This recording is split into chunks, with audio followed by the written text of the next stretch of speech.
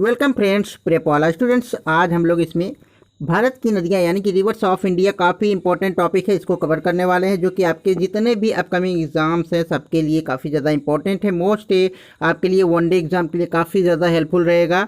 तो चलिए हम लोग शुरुआत करते हैं। सबसे पहला क्वेश्चन देखते हैं, काफ़ी इंपॉर्टेंट क्वेश्चन ये है कि भारत की किस नदी को जैविक मरुस्थल भी कहा जाता है। तो यह आपका नदी हो जाएगा कौन सा, तो ऑप्शन सी दामोदर नदी हो जाता है। अब दामोदर नदी की बात करें दोस्तों, सबसे पहला यहाँ पे बात आती है कि निकलती कहाँ से है। तो यह छोटा नागपुर की पठारी जो है वहाँ से निकलती है और यह झारखंड में स्थित है, ठीक है। और दामोदर नदी को दोस्तों अगर यहाँ पे बात करें तो बंगाल का शोक भी कहा जाता है दामोदर नदी को, तो ध्यान में रखिएगा स्टूडेंट्स। अब यहाँ पे अगर बात करें कावेरी नदी को स्टूडेंट्स, तो कावेरी नदी जो है इसको अगर बात करें तो दक्षिण भारत की गंगा के नाम से जाना जाता है, और गोदावरी जो है इसको दक्षिण गंगा के नाम से जाना जाता है। तो चलिए अब हम लोग फटाफट से नेक्स्ट क्वेश्चन की तरफ बढ़ते हैं। हमारा नेक्स्ट क्वेश्चन हो जाएगा कि विश्व का सबसे बड़ा नदी द्वीप माजुली द्वीप जो है यह किस नदी से बनता है, यानी कि यह किस नदी द्वारा बनता है। तो यहाँ पर राइट आंसर हो जाएगा ऑप्शन ए ब्रह्मपुत्र नदी। ब्रह्मपुत्र नदी जो है दोस्तों यह आपके मानसरोवर ग्लेशियर से निकलती है और यह तिब्बत से आने वाली नदी है भारत में। और इसे अगर बात करें माजुली द्वीप बनी जो कि असम में स्थित है माजुली द्वीप। ब्रह्मपुत्र जो है दोस्तों इसको यारलुंग सांगपो कहते हैं। कहाँ पे कहते हैं, तो तिब्बत में कहते हैं। और असम में इसे क्या कहते हैं आप लोग कमेंट करके बताइएगा। अब चलिए नेक्स्ट क्वेश्चन की तरफ हम लोग चलते हैं, नेक्स्ट क्वेश्चन की तरफ मूव करते हैं।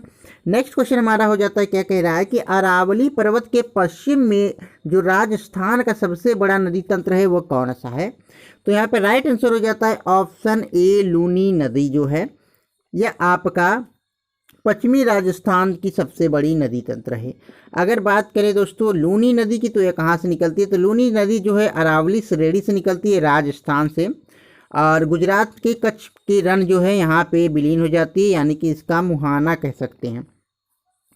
नेक्स्ट क्वेश्चन की तरफ हम लोग बढ़ते हैं। नेक्स्ट क्वेश्चन हो जाएगा प्रायद्वीपीय भारत जो है इसकी सबसे लंबी नदी कौन सी है।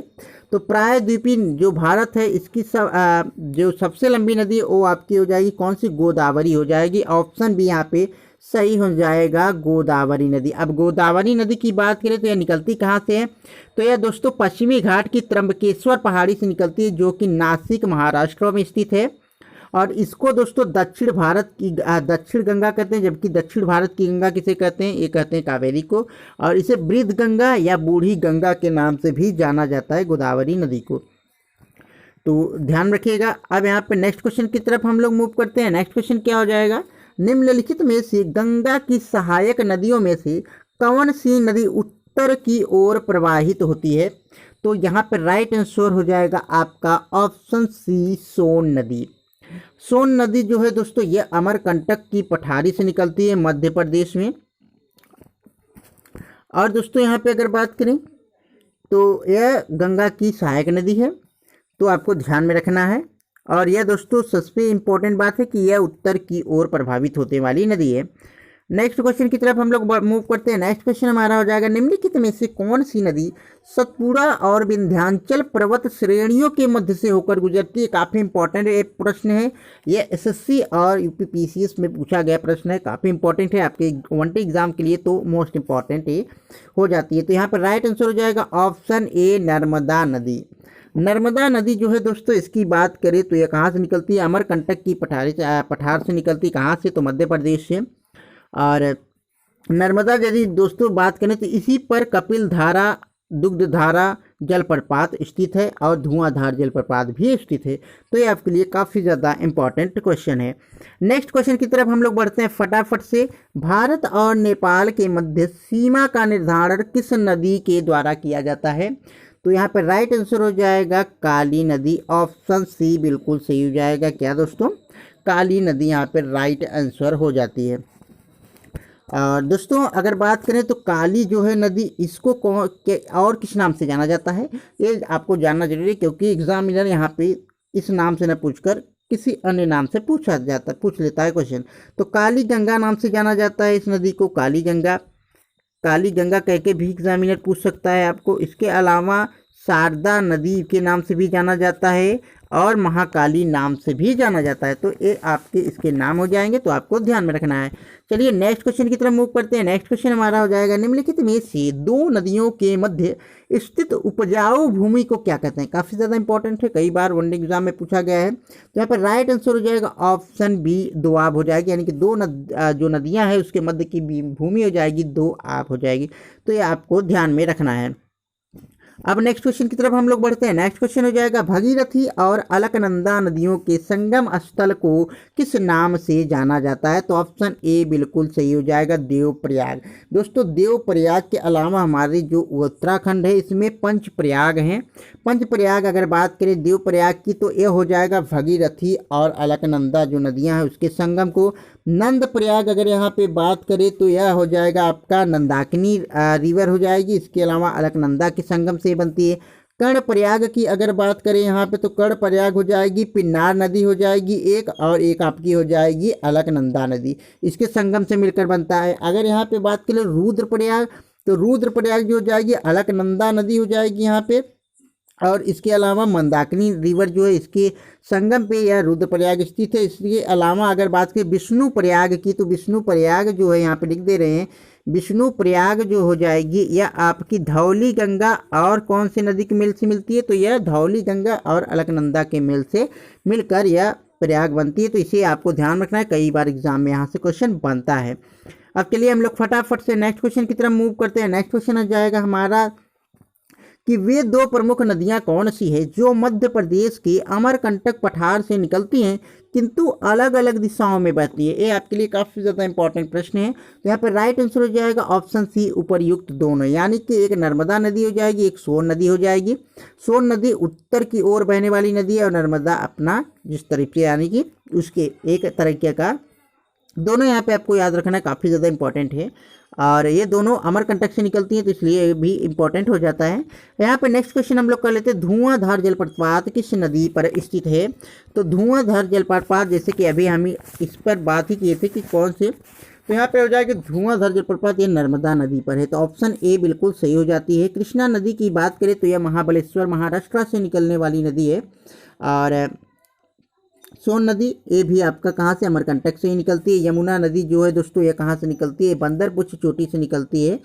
और नेक्स्ट क्वेश्चन की तरफ हम लोग मूव करते हैं। नेक्स्ट क्वेश्चन हमारा जो है, तुंगभद्रा और भीमा किसकी सहायक नदी है। ठीक है, यहाँ पे क्या बोल रहा है कि तुंगभद्रा और भीमा किसकी सहायक नदी है। तो ये हो जाएगी कृष्णा की सहायक नदी। तो राइट आंसर यहाँ पे क्या हो जाएगा, ऑप्शन ए कृष्णा नदी। कृष्णा नदी की बात करें तो यह पश्चिमी घाट की जो है क्या महाबलेश्वर पठार से निकलती है।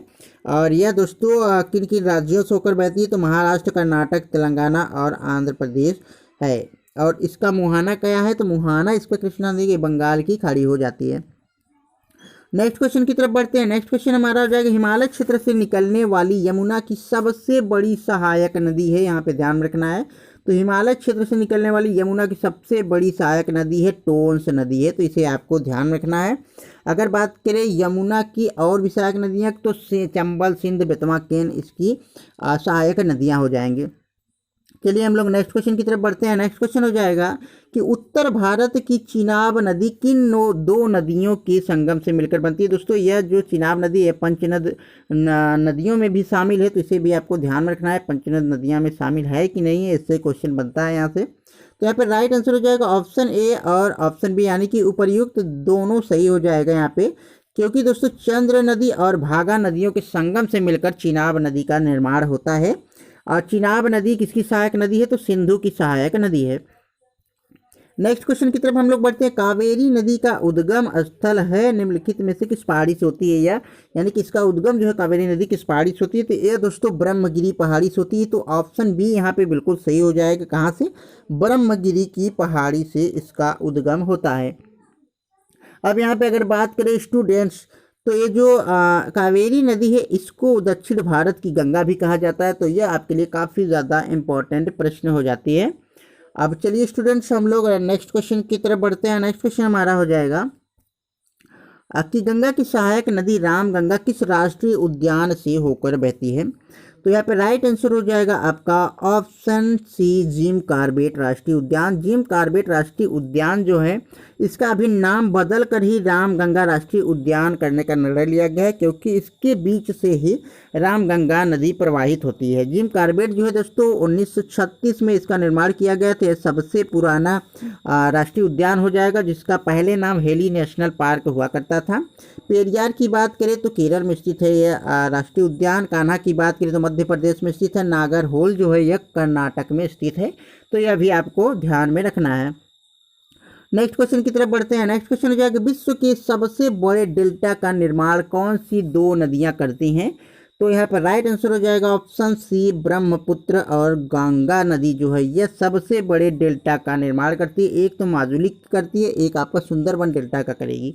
तो ध्यान रखिएगा, काफ़ी ज़्यादा इंपॉर्टेंट है, एग्जाम में कई बार यहाँ से क्वेश्चन बनता है।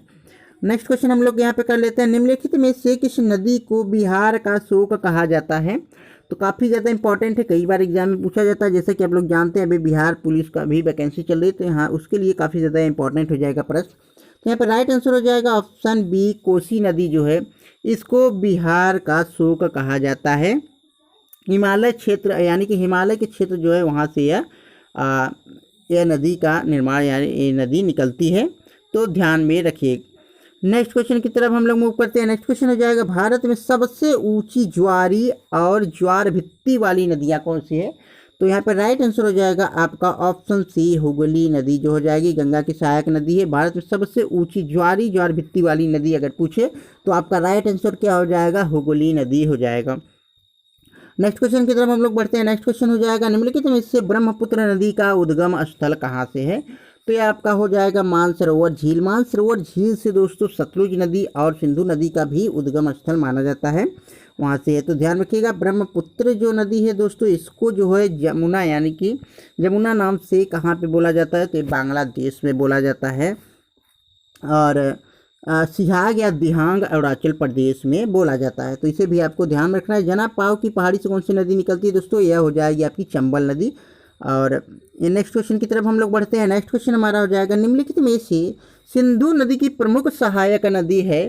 तो यहाँ पे राइट आंसर हो जाएगा आपका ऑप्शन ई उपर्युक्त सभी। दोस्तों सतलुज नदी, ब्यास नदी, चिनाब नदी, झेलम नदी, रावी भी नदी इसका जो हो जाएगी प्रमुख सहायक नदियाँ हैं, और यह पंचनद नदियाँ में भी शामिल है।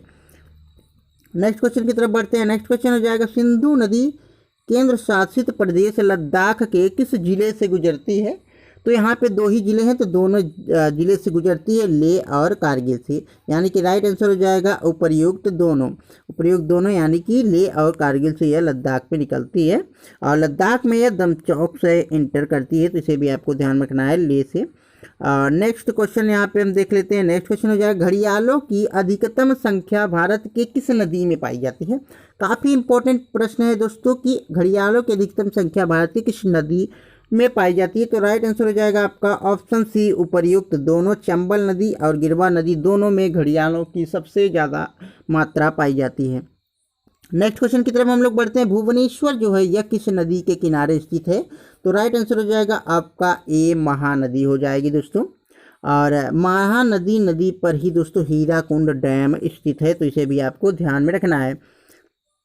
नेक्स्ट क्वेश्चन की तरफ बढ़ते हैं स्टूडेंट्स। नेक्स्ट क्वेश्चन हमारा हो जाएगा तिब्बत पठार से निकलने वाली प्रमुख नदियां कौन सी है? तो यहाँ पर राइट आंसर हो जाएगा उपर्युक्त सभी, यानी कि सिंधु, सतलज, ब्रह्मपुत्र जितनी है यह तिब्बत की पठार से निकलती है, मानसरोवर झील जो है वहाँ से। नेक्स्ट क्वेश्चन की तरफ बढ़ते हैं। नेक्स्ट क्वेश्चन हो जाएगा जमशेदपुर किस नदी के किनारे स्थित है? जमशेदपुर दोस्तों ये मध्य प्रदेश में स्थित है। तो किस नदी पर स्थित है? या स्वर्ण रेखा जो नदी है इसके किनारे पर स्थित है। कौन सी? जमशेदपुर सिटी जो है दोस्तों स्टील नगरी भी इसको बोलते हैं, इस्पात नगरी भी बोला जाता है, तो इसे ध्यान रखना है। नेक्स्ट क्वेश्चन की तरफ हम लोग मूव करते हैं। नेक्स्ट क्वेश्चन हो जाएगा हुंडरू जलप्रपात किस नदी पर स्थित है? तो हुंडरू जलप्रपात जो है दोस्तों यह किस नदी पर स्थित है? यह भी आपका स्वर्ण रेखा जो है दोस्तों, हुंडरू जलप्रपात किस नदी पर स्थित है? तो ये भी स्वर्ण रेखा पर स्थित है। तो ऑप्शन ए बिल्कुल सही हो जाएगा, स्वर्ण रेखा। नेक्स्ट क्वेश्चन की तरफ हम लोग मूव करते हैं। नेक्स्ट क्वेश्चन हो जाएगा कि हिमाचल प्रदेश से होकर बहने वाली नदियाँ कौन सी है? तो यहाँ पे राइट आंसर हो जाएगा उपर्युक्त सभी, यानी कि रावी, सतलज, चिनाब जितने भी हैं सब हिमाचल प्रदेश से होकर बहने वाली नदियाँ हैं। तो इसे भी आपको ध्यान में रखना है। नेक्स्ट क्वेश्चन देख लेते हैं। नेक्स्ट क्वेश्चन हो जाएगा, भारत की किस नदी को दक्षिण गंगा कहा जाता है? तो राइट आंसर हो जाएगा ऑप्शन ए गोदावरी नदी। अगर कावेरी नदी की बात आए तो दक्षिण भारत की गंगा इसे कहते हैं, तो इसे भी आपको ध्यान में रखना। मूसी नदी जो है दोस्तों इसके किनारे पर हैदराबाद शहर स्थित है, तो इसे भी आपको ध्यान में रखना है। अब हम लोग वन लीनियर सेट देख लेते हैं स्टूडेंट्स, जो कि ये भी आपके लिए काफ़ी ज़्यादा इंपॉर्टेंट हो जाएगा। तो भारत में सबसे बड़ी नदी मुख किस नदी के मुख पर है? तो यह हुगली हो जाएगी। और गंगा नदी बांग्लादेश में किस नाम से जानी जाती है? तो पद्मा नदी, पद्मा के नाम से इसे जाना जाता है। निम्नलिखित में से उत्तर प्रदेश की कौन सी नदी दक्षिण से उत्तर की ओर बहती है? तो ये हो जाएगी आपका बेतवा। और बेतवा नदी जो है इसी के ऊपर रानी लक्ष्मीबाई परियोजना स्थित है। यहाँ पे नेक्स्ट क्वेश्चन हम लोग देख लेते हैं, भारत की सबसे छोटी नदी कौन सी है? तो अरवरी नदी है। यह कहाँ पर स्थित है? यह राजस्थान में स्थित है। कावेरी नदी का अगर मुहाना पूछा जाए तो बंगाल की खाड़ी है। अगर उद्गम स्थल पूछे तो ये ब्रह्मगिरी पहाड़ी हो जाएगी। और यहाँ पे लूनी जो नदी है यह कच्छ की रण में कौन सी नदी समाहित होती है? अगर ये पूछा जाए तो लूनी नदी हो जाएगी। लूनी नदी का उद्गम जो है राजस्थान से है, तो इसे भी आपको ध्यान में रखना है। नेक्स्ट क्वेश्चन हम यहाँ पे देख लेते हैं कि अंतः स्तरीय अपवहन नदी का उदाहरण कौन सा है? तो ये हो जाएगा घग्गर नदी। और कौन सी नदी भ्रंश घाटी से होकर बहती है? तो नर्मदा हो जाएगी। और इसके अलावा ये दोस्तों दो, जो एक आपका विंध्य श्रेणी पर्वत है और जो एक आपका सतपुड़ा है, दोनों के मध्य से होकर यह बहती है नदी। और बिहार में बहने वाली नदियों का जो है किसका उद्गम स्थल अमर की पठारी है, अमरकंटक की पठारी। तो आप भी जानते हैं अमरकंटक की पठारी से दो ही नदियां निकलती हैं, एक हो जाएगी आपका नर्मदा और एक हो जाएगी सोन, तो इसे भी आपको ध्यान में रखना है। नेक्स्ट क्वेश्चन देख लेते हैं यहाँ पे, जो कि हमारा आखिरी क्वेश्चन हो जाएगा कि भारत का शोक जो है किस नदी को कहा जाता है? तो यह कर्मनाशा नदी को कहा जाता है। तो कर्मनाशा नदी आपको ध्यान रखिए, काफ़ी ज़्यादा इंपॉर्टेंट है। जितने भी क्वेश्चन हम लोग किए हैं वनडे एग्जाम के लिए काफ़ी ज़्यादा इंपॉर्टेंट है। इसके अलावा जितने भी आपके एग्जाम हैं उसके लिए काफ़ी ज़्यादा इंपॉर्टेंट है। स्टूडेंट्स, आपको वीडियो कैसी लगी आप लोग कमेंट करके बताइएगा। वीडियो को लाइक ज़रूर कीजिएगा आप लोग, और वीडियो को शेयर ज़रूर कीजिएगा, और चैनल को आप लोग सब्सक्राइब कर लीजिएगा ताकि आपको वीडियो की नोटिफिकेशन मिलती रहे। मिलते हैं नेक्स्ट वीडियो में, तब तक के लिए बाय बाय, टेक केयर।